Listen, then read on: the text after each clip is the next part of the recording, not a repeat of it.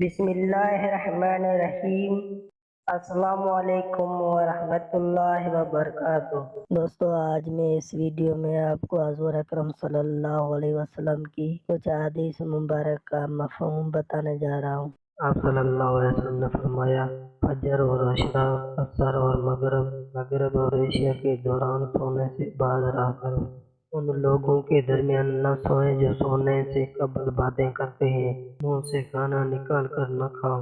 اپنے کھانے پر اداس نہ ہوا کرو، یہ عادات ہمارے اندر ناشکری پیدا کرتی ہے۔ گرم کھانے کو پھونک سے ٹھنڈا نہ کرو، کھانے کو سونگھا نہ کرو، کھانے کو سونگھنا بدتہذی بھی ہوتی ہے۔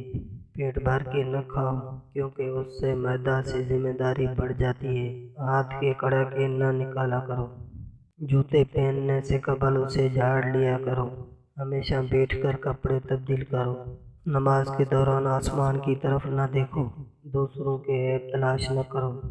رفع حاجت کی جگہ ٹوائلٹ میں مت تھوکو۔ لکڑی کے کوئلے سے دانت صاف نہ کرو۔ اپنے دانتوں سے سخت چیز مت توڑا کرو۔ بیت الخلاء میں باتیں نہ کیا کرو۔ دوست کو دشمن نہ بناؤ۔ دوستوں کے بارے میں جھوٹے قصے بیان نہ کیا کرو۔ ٹھہر کر صاف بولا کرو تاکہ بات دوسرے پوری طرح سمجھ جائیں۔ دوستو، اس کو صدقہ جاریہ سمجھ کر شیئر کرو۔ جزاک اللہ خیر۔